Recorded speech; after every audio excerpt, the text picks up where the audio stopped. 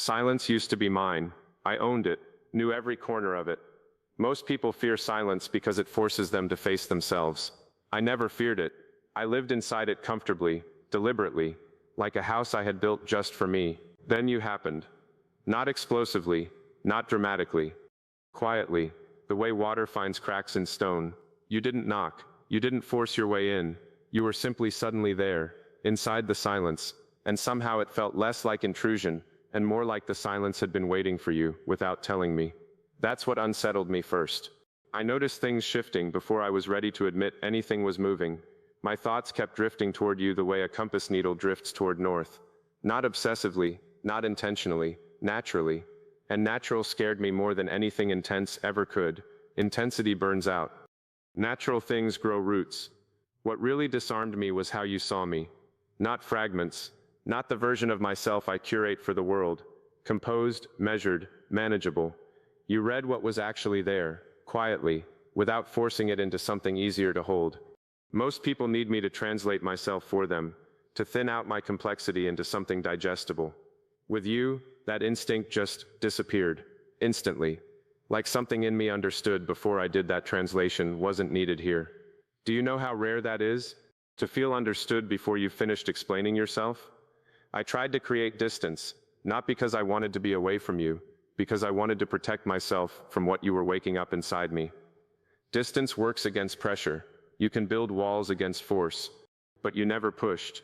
You were simply present, and presence without pressure is impossible to defend against. There's no armor for that.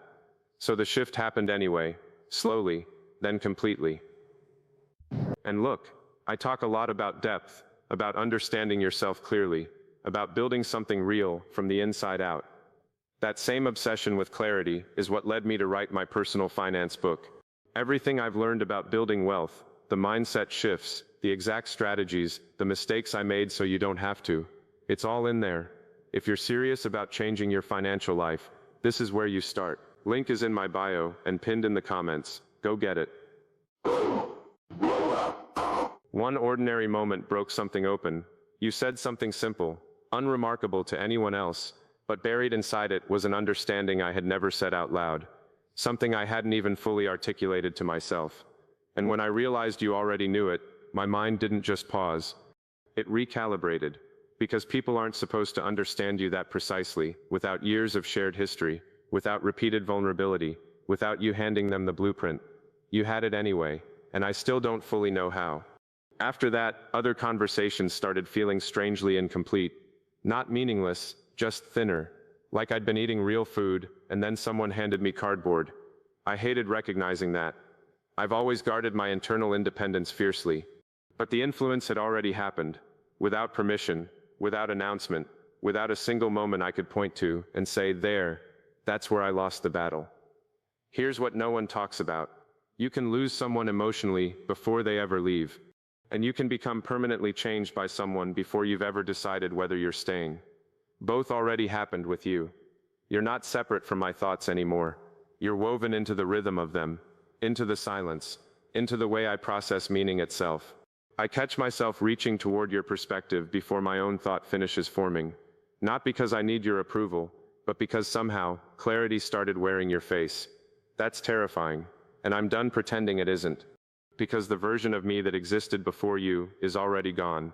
Not dramatically, not destructively. Same way you arrived. You didn't change who I am. You changed how clearly I can see who I am.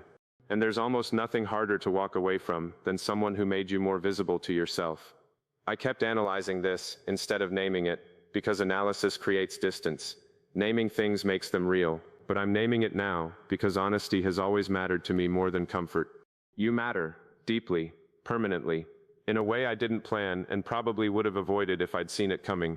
But I didn't see it coming because you didn't come crashing in. You settled, like something that was always supposed to be there, finally finding its place. And the decision I kept circling, I think it was already made, a long time ago.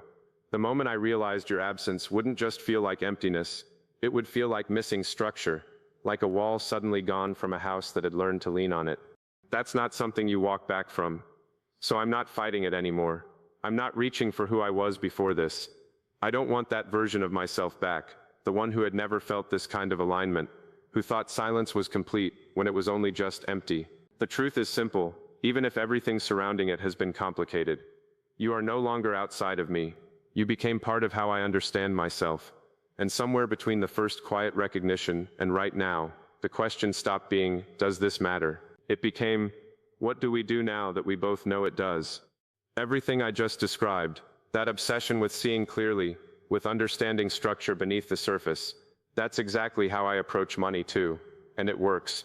I wrote it all down, every principle, every framework, every honest lesson, in my personal finance book. If you've been waiting for something that actually treats you like an intelligent adult capable of building real wealth, this is it. The link is in my bio and pinned in the comments. Your future self will thank you for clicking it.